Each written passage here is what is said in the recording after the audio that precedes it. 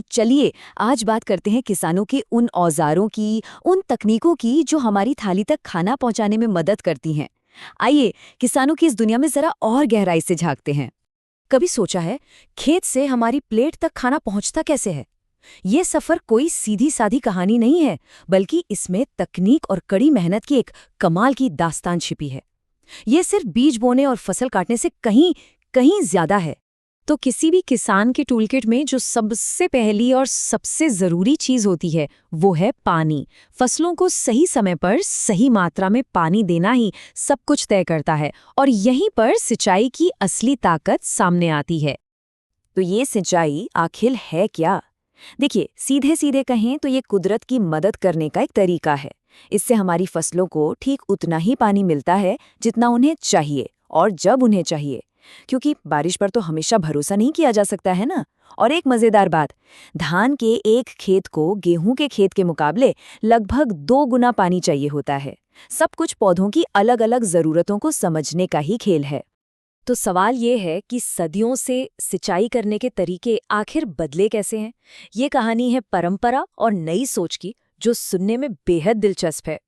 जरा सोच कर देखिए, सदियों तक सिंचाई का मतलब था सिर्फ और सिर्फ इंसानों और जानवरों की मेहनत। कुओं और नहरों से हाथ से पानी निकालना कितना मुश्किल और थका देने वाला काम रहा होगा। मोट, चेन पंप, ढेकली, रहट, ये नाम सुनने में भले ही आसान लगे, लेकिन इनके पीछे छिपी थी जबरदस्त मेहनत। ये तरीके धीमे थे, बहुत ज्यादा मशक्कत वाले थे, और अफसोस की बात यह है कि इनमें बहुत सारा कीमती पानी यूं ही बर्बाद भी हो जाता था। और फिर एक क्रांति हुई। मॉडर्न टेक्नोलॉजी ने तो जैसे पूरा खेल ही पलट कर रख दिया। आज बिजली, डीजल और यहाँ तक कि सोलर एनर्जी से चलने वाले सिस्टम हमें कमाल की सटीकता के साथ सिंचाई करने की ताकत देते हैं। इन मॉडर्न सिस्टम्स की खूबी इनकी प्रिसिशन, इनकी सटीकता में है। जैसे स्प्रिंकलर सिस्टम, ये बारिश की नकल करते हैं, जो ऊबड़ खाबड़ जमीन के लिए एकदम सही है। लेकिन असली गेम चेंजर तो है ड्रिप इरिगेशन। इसमें पानी की हर एक बूंद सीधे वहीं पहुंचाई जाती है जहां उसकी सबसे ज्यादा जरूरत है, यानी पौधों की जड़ों में। इससे पानी की बर्बादी इतनी कम हो जाती है कि करीब 70% तक पानी बच सकता है। सोचिए कितना बड़ा फर्क है ये। तो कुल मिलाकर कहानी ये है कि हम इंसानी ताकत से मशीनी ताकत पर आ गए, पानी की बर्बादी से पानी बचाने पर आ गए, और अंदाजे से काम करने के बजाय हर बूंद का हिसाब रखते हैं। ये एक बहुत ही बड़ा और जरूरी बदलाव है। तो फसलों को पानी तो मिल गया, अब वो बढ़ने के लिए तैयार हैं, राइट? इतना आसान भी नहीं है। अभी एक और लड़ाई जीतनी बाकी है, उन बिन बुलाए मेहमानों के खिलाफ जिन्हें हम खरपतवार कहते हैं। ये खरपतवार असल में वो बिन बुलाए मेहमान हैं जो हमारी मेन फसल का खाना, पानी और धूप सब कुछ चुरा लेते हैं, और अगर इन्हें कंट्रोल ना किया जाए तो ये पूरी की पूरी फसल को बर्बाद कर सकते हैं। तो इनसे छुटकारा कैसे पाया जाए? पहला तरीका तो है मैकेनिकल, यानी किसान हैरो जैसे औजारों का इस्तेमाल करके इन खरपतवारों को खेत से बाहर निकाल देते हैं।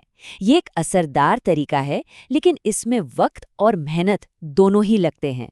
और दूसरा तरीका है केमिकल, यानी खरपतवारनाशी या वीडीसाइड्स।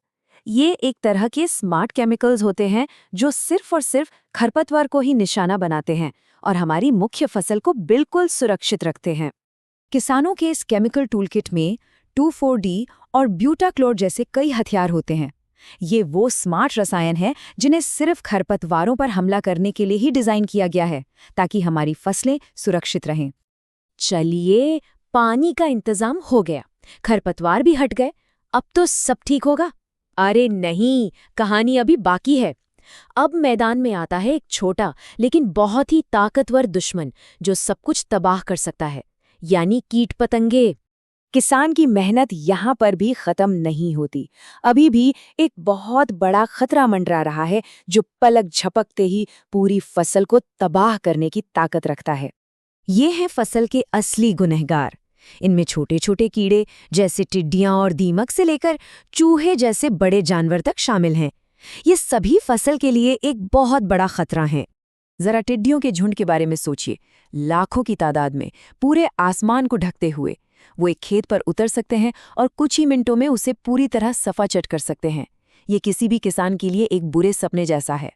तो अब हम समझ सकते हैं कि खेती सिर्फ बीज बोने और फसल काटने का नाम नहीं है।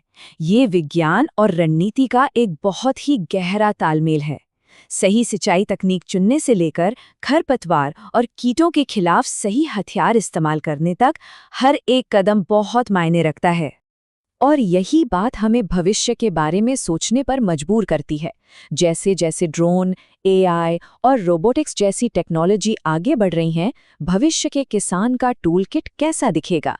ये एक बहुत ही रोमांचक सवाल है और इसका जवाब ही तय करेगा कि हम आने वाली पीढ़ियों के लिए इस दुनिया का पेट कैसे भरेंगे।